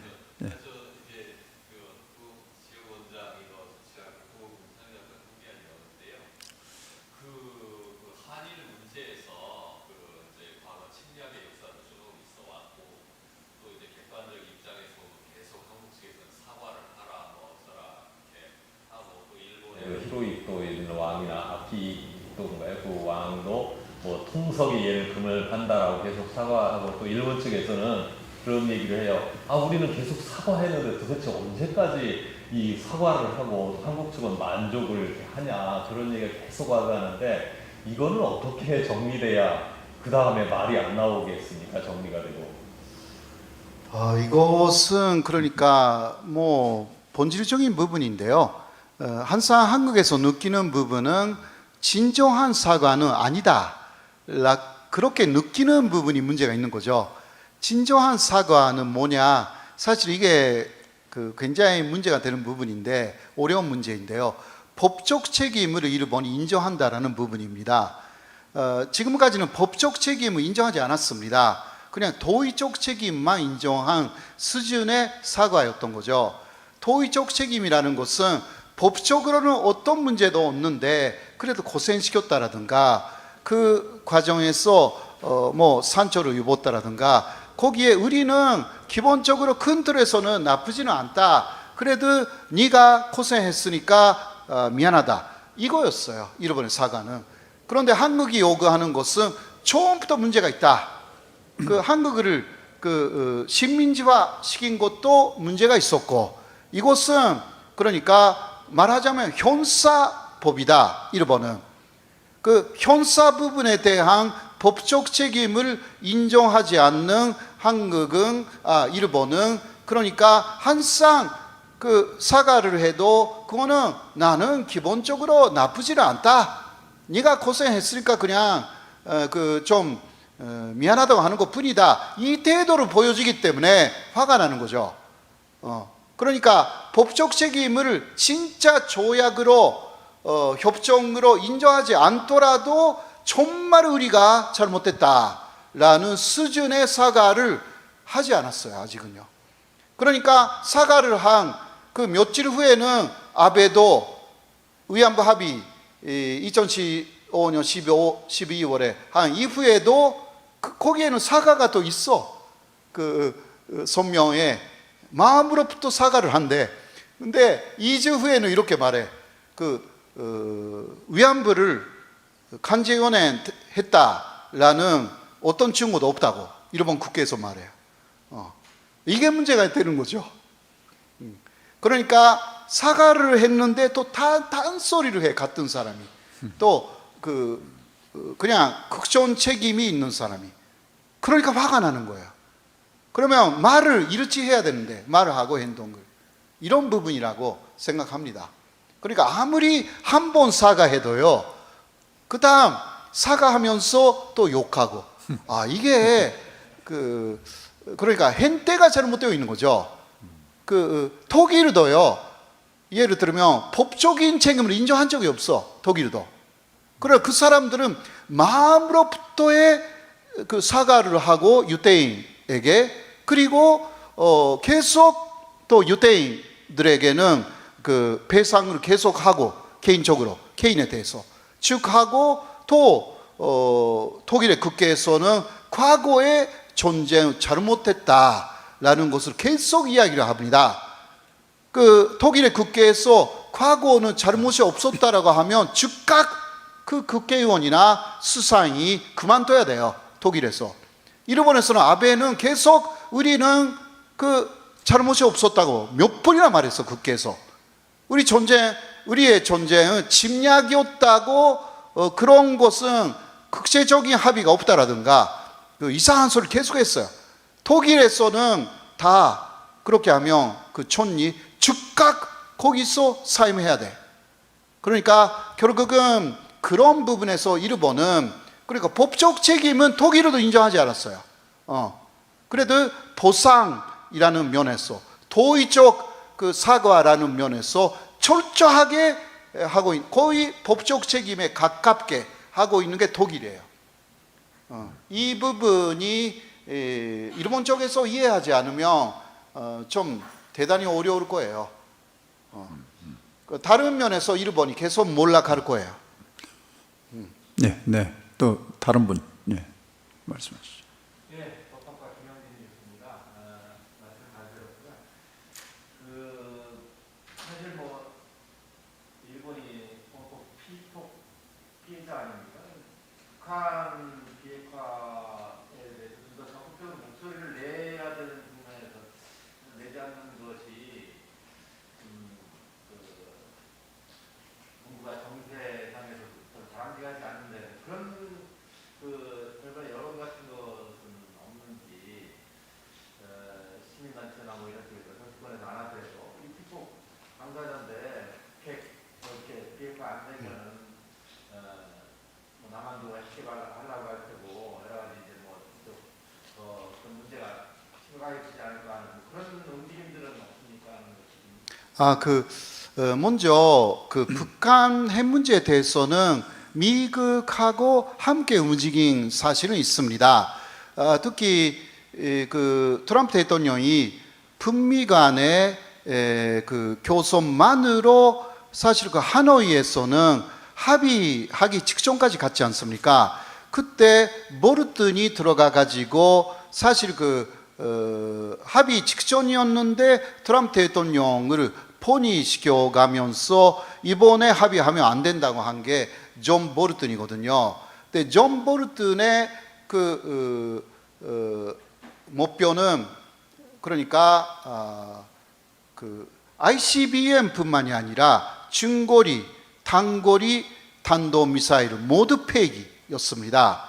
트럼프 대통령은 미국에 도달을 하는 ICBM만 먼저 폐기시키고 중거리, 단거리 미사일은 그 다음 단계, 그렇게 생각했어요. 그러나 일본은 중거리, 단거리 미사일은 일본으로 겨냥한다, 그렇게 생각했기 때문에 거기까지 폐기해야 된다.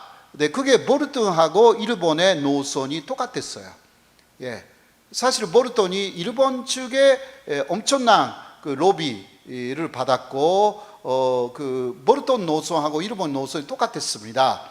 그런 면에서 한국하고는 굉장히 안 좋았던 거죠. 어떤 면에서는 그 한국의 가르키를 일본이 또 막아놓은 상태가 됐습니다. 그 몰등하고. 그러나 일본의 논리는 우리를 또 겨냥하고 있는 단거리, 장거리 미사일을 또 금지하지 않으면 절대 안 된다. 그러니까 북한 핵미사일에 대해서는 그 상당히 강경한 입장에 있는 게 사실입니다. 그러나 일본의 문제는 핵무기 제조 금지 조약이라는 게 어제 발효가 됐어요. 50개 국가가 이제 찬성했기 때문에. 그러나 거기에 일본이 들어가지 않았습니다. 그렇게 원폭 비핵, 유일한 원폭 비핵국이니까 핵무기 제조 금지, 그거 일본도 들어가야 되는데 그건 안 했어요. 이유는 미국 때문에. 미국 때문에 미국이 언제 일본에게 핵무기를 제조를 허가할지 모르기 때문에 그게 있는 것입니다, 사실. 그게 일본의 그 정치인들이 다 알고 있습니다. 그래서 일본이 들어가고 싶어도 들어가지 못하는 부분들. 근데 그거는 뭐라고 할까, 인권 문제라든가 그런 순수한 핵무기 반대 문제라기보다 미국 쪽의 위향을 항상 촉각을 건너세우고 있는 게 일본이기 때문에 못하는 부분이 있어서 그게 아쉬운 것이고요. 일본에 있는 원폭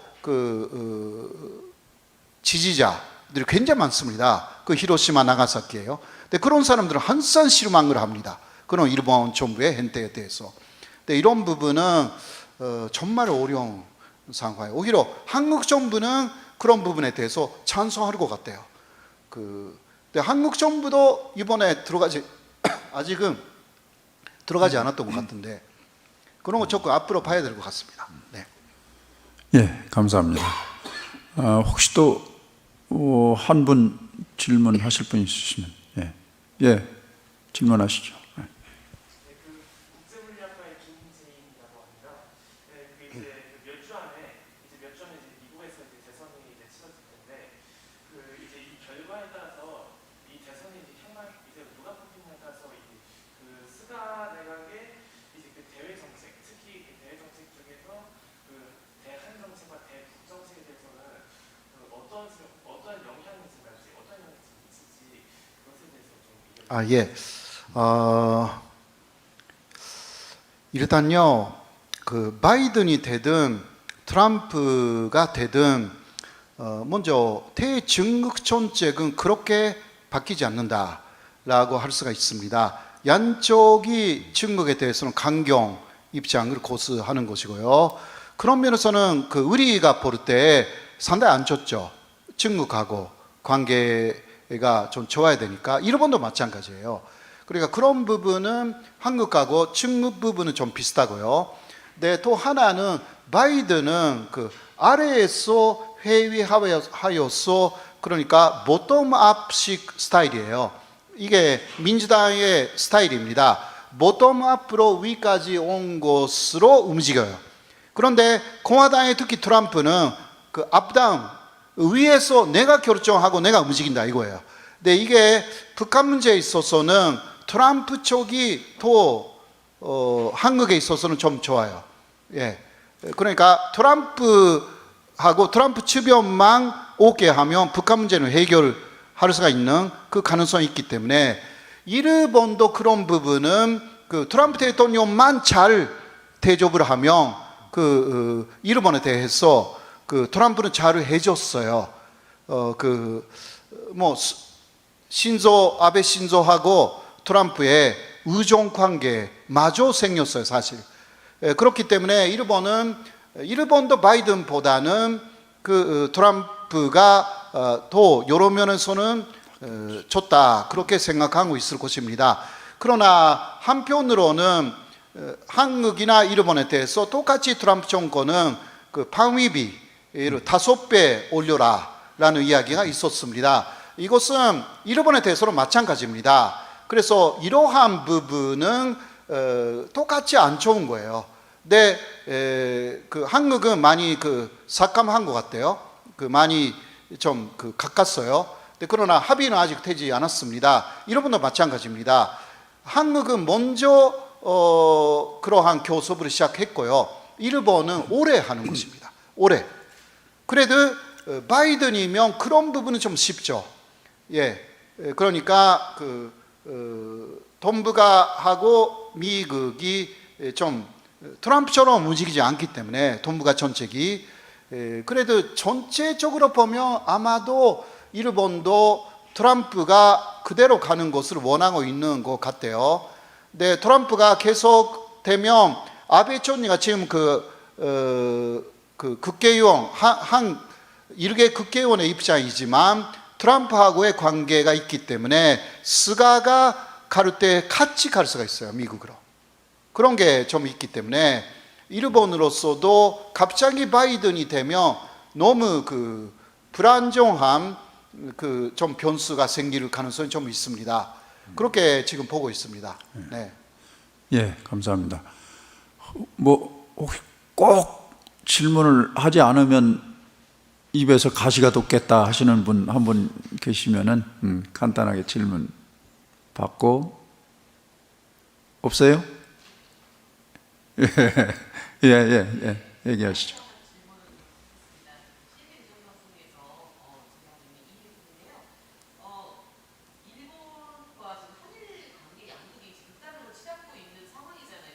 네네.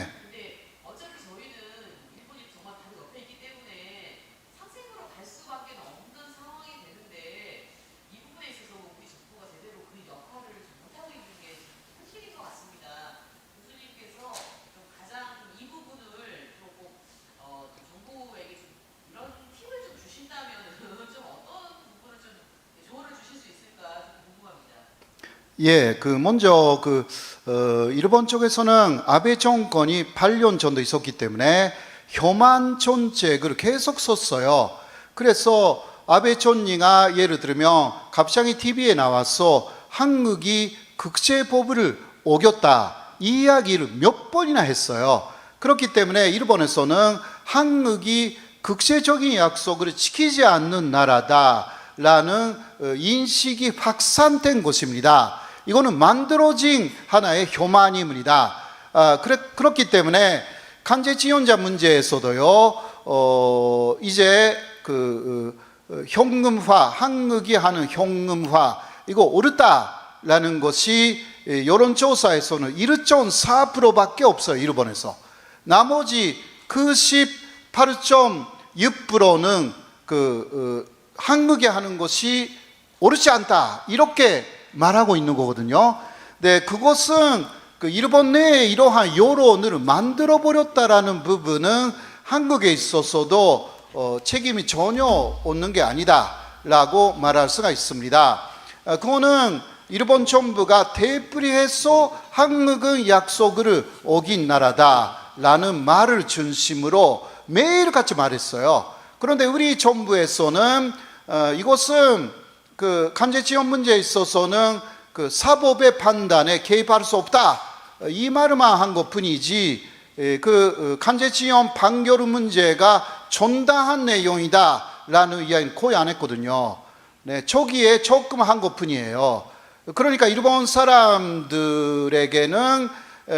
극우적인 이야기만 전달됐고 한국 정부의 올바른 이야기가 거의 전달되지 않았습니다. 한국 내에서도 마찬가지입니다. 한국 내에서도 오히려 일본 측의 이야기가 맞다, 그런 식으로 말하는 사람들이 나타난 거죠. 이게 그러니까 되풀이하여서 올바른 이야기를 말해야 한다라는 내용에서 한국 정부가 그것을 안 했다라는 결과입니다. 이게 조금 바꿔야 되는 부분입니다. 그러니까 그런 식으로 같은 말을 되풀이하는 것을 한국 사람으로서도 성격으로 싫어한다고 들었습니다. 그게 맞는지 모르겠지만 한국 사람은 같은 말을 하면 저번에 그 말 했잖아, 그런 식으로 해서 싫어한다고 그래요. 그러나 일본 사람들은 같은 말을 되풀이함으로 인해서 교육을 시킨다는 게 있습니다. 한국도 교육을 이게 해야 되는 거잖아요.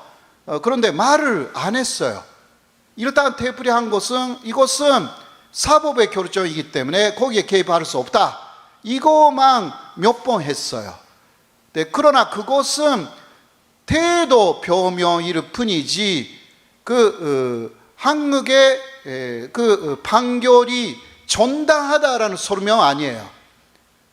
이것을 쭉 해야 됐던 것입니다. 지금부터라도 해야 돼.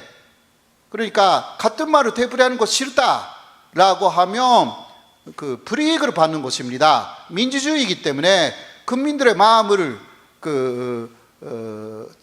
가져야 되는 거잖아요. 한국에서는 내부적인 싸움, 정권 진영 싸움으로 같은 말을 되풀이해. 네, 그러나 그것은 해외에서도 해야 되는 것인데 그거 안 해. 왜 그런지 제가 이해를 잘 못했어요. 잘 못돼. 해야 돼, 외부에서도. 그래야 국제 관계에서 의의에 설 수가 있습니다. 역시 말이 제대로 된 이성적인 말을 하는 나라가 결국은 올라갑니다. 사람들은 마지막은 이성적인 부분이 있기 때문에요. 상당히 감정적으로 나쁜 사람들이라고 해도 이성적으로 몇 번이나 설득을 당하면 그 감정을 내려놓게 되어 있습니다. 이 부분을 외교에 있어서도 확실하게 이해를 해야 돼요. 요새 일본 거기 판사는 오염수를 반려한다. 여기에 대해서 왜 그것이 문제가 있는가라는 것을 설명을 해야 돼. 그런데 막 이야기하면 좀 길어지니까 이 정도로 제가 마치도록 하겠습니다. 네. 예, 그리고 이제 인터넷으로 질문이 4개가 들어왔어요. 그런데 그것을 다 질문하기는 그렇고, 제가 지금 사실은 배터리가 이제 꺼져가지고 없어졌는데 기억은 제가 하고 있습니다. 그래서 2가지만 제가 간추려서 질문을 뭉뚱그려서 드리도록 하겠습니다. 우선은 하나는 스가 총리가 이렇게 집권을 했는데 스가 총리가 얼마나 장기 집권을 할 수 있을 것인지, 얼마나 갈 것인지 하는 그런 문제하고, 또 하나 질문은 독도 문제를 질문하셨는데 이거는 너무 큰 문제라 좀 생략해도 될 것 같고요. 예. 그리고 이제 다른 하나는 일본에 상당히 반한 감정이 있는 걸로 알고 있는데 여기에 대해서 우리가 어떻게 대처를 해야 되느냐 하는, 그래서 독도 문제는 너무 큰 문제라서 조금 좀 그러실 것 같고요. 그 장기 집권 가능성 문제하고 일본의 반한 감정에 대해서 우리가 어떻게 대처할 것이냐, 그 2개만 간단히 말씀해 주시죠. 스가가 장기 집권할 수 있는지는 아직 미지수입니다. 처음은 장기 집권할 가능성이 더 높아 보였는데요. 요새 일본 내부에서 문제가 좀 생겼습니다. 그것은 일본 학술회의라는 국가기관의 회원을 임명하는 과정에서 스가가 6명을 임명 거부했습니다. 이거는 최초의 사건이었습니다. 총리는 임명만 하고 임명 거부권은 없었어요, 현재까지. 그런데 처음으로 임명 거부를 했기 때문에 이게 학자들의 국회라고 하는 국가기관이에요. 일본 학술회의. 거기서 6명 자신의 마음에 들지 않는 사람을 탈락시켜버렸어요. 네, 이거는 처음 있는 조유의 사태로 일본에서 굉장히 시끄러워가지고 한문의 자유를 단합하는 정권이다라고 하여서 한국에는 많이 지금 알려지지 않지만 일본 안에서 이것 때문에 70% 있었던 스가 정권의 지지율 55%까지 갑자기 떨어졌어요. 그래서 이대로 가면 그러니까 아주 강권을 쓰면 쓸수록 스가 정권의 수명은 짧아질 것이라고 그렇게 보입니다. 다음 선거에서 어떤 결과가 나올지는 좀 봐야 되고요. 그리고 장기 집권한 사람이 있으면 그 다음은 일본은 항상 1년 정도로 총리가 바뀌는 단기 집권 시대로 들어갔어요. 그러니까 아베가 8년이나 했기 때문에 그 이후는 당위적으로 존리가 바뀌는 그런 가능성이 충분히 있습니다. 그리고 스가가 하려고 해도 어려운 문제가 대단히 많습니다. 도쿄 올림픽 문제, 이거 하지 못할 가능성은 충분히 있고요. 그러면 정권에 대한 타격은 커요. 기타 여러 가지 문제로 일본 내지 문제로 유리한 게 많이 없습니다. 그리고 한국하고 또 싸우게 돼가지고 이제 경제 보복을 하냐 마냐 해가지고 일본 경제가 더 망가지면 또 이게 아무리 일본 사람이 한국이 밉다라는 사람이 많다라고 해도요, 자신의 생업이 망가지는데 이제 정권을 지지하지 않을 것입니다. 그래서 스가는 계속 오래 하고 싶다라는 이야기를 사실상 했거든요. 그러나 그거는 아직은 조금 이것도 지켜봐야 되는 부분이죠. 네. 그리고 또 독도 문제는 제가 페이스북에 올렸기 때문에 요새 일본 쪽에서 미군 항공 지도를 발견했다고 해서 거기에는 독도가 일본 영토가 되어 있더라. 그러한 뉴스가 나왔는데 그거는 사기성이 있는 발표다라는 내용을 팩트 체크로 다 제가 페이스북에 올렸기 때문에 유지 호사카 논문으로 페이스북에 들어가시면 가장 최근에 어제 올린 제 기사를 보실 수가 있을 것입니다. 독도는 한국 영토이기 때문에 그러한 사건이 일어날 때마다 정확한 팩트 체크로 말을 하는 사람이 필요합니다. 한국 정부가 거기에 대한 항의는 했지만 설명이 그렇게 충분했다고 저는 보지는 않았기 때문에 좀 더 설명을 붙여가지고 팩트를 많이 올렸습니다. 그건 보시면 될 것 같습니다. 그리고 또 하나가 뭐였죠? 일본의 반한 감정이 어느 일본의, 정도인지 또 일본의 거기에 반한 대해서 감정, 우리가 아까도 어떻게 얘기했지만 대처해야 될 것인지. 이거는 만들어졌어요. 아베 정권이 8년 전도 집권하는 사이에 혐한 시위라는 것이 계속 있어 왔고, 물론 거기에 반하는 반혐한 시위도 있기는 하지만 아베 정권 자체가 혐중흑이라는 극우 세력을 지지 기반으로 했기 때문에 계속 혐한 정책을 썼습니다. 그리고 아까도 이야기했지만 아베가 항상 TV에 나와. 우리 대통령이 그냥 어떤 판소에 금방 나가겠다고 해서 할 수 있는 거 아니잖아요. 그리고 아베 총리는 세계 정도의 그러한 채널을 갖고 있어요. 친구들이 하는 채널에 그냥 내가 오늘 가서 이야기 하겠다고 그렇게 해서 금방 판송이 돼요. 거기서 1시간 정도 한국이 나쁘다라는 이야기를 하는 거예요. 그러니까 그렇게 만들어졌어요. 윗사람이 그렇게 계속 말하는데 영향받지 않는 국민이 어디 있습니까? 그래서 이 부분 아까도 이야기했지만 한국 쪽에서 그것을 웃도는 양의의 정보를 일본에 줘야 되는 거예요. 그런데 안 줬어요. 그래 가만히 있었어. 한국 정부가 못하면 그것을 할 수 있는 어떤 단체가 있어야 돼. 그게 한국의 하나의 과제라고 할 수가 있습니다. 그리고 일본은 아무것도 아니라고 생각하는 한국 분들도 많은데 역시 옆에 있기 때문에 영향력이 또 극우가 나오면 커요.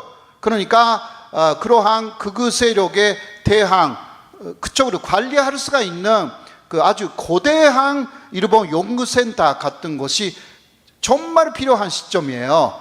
그러나 미국의 변수처럼 일본을 보면 안 되고요.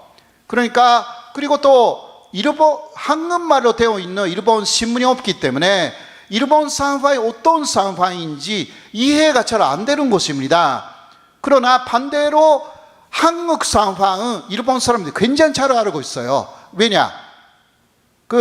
조선일보, 동아일보, 그리고 중앙일보, 그리고 한겨레 신문, 연합뉴스, 이게 다 일본판으로 갖고 있어요. 그러니까 한국의 거의 모든 뉴스가 일본말로 다 일본에 매일 그렇게 보내지고 있습니다. 그러나 일본 쪽의 뉴스를 한국말로 보내주는 데가 한 군데밖에 없어요. 그냥 한 군데고 그거는 개인이 하고 있기 때문에 너무 늦어 뉴스가. 네. 그러니까 한국 사람들은 우리는 일본어를 잘 몰라. 그래서 판단을 잘 못할 경우가 대단히 많습니다. 그런데 일본 사람들은 거의 폰이 한국어를 알고 있어요.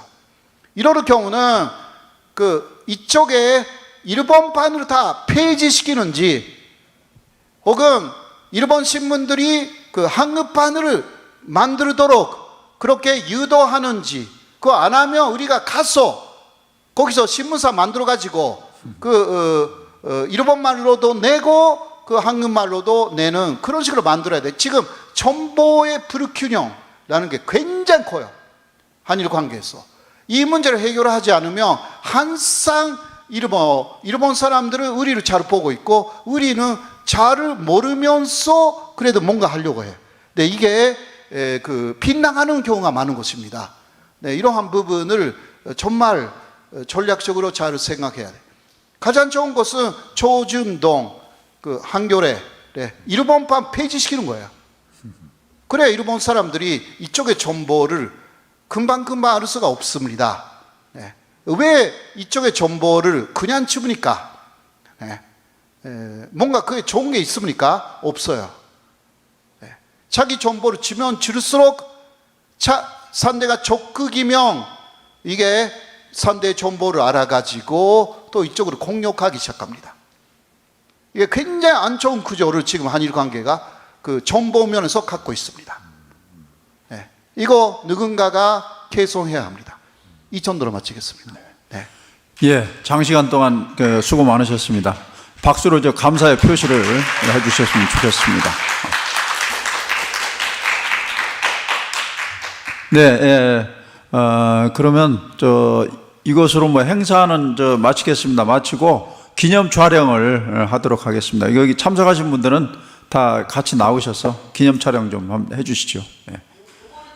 감사합니다.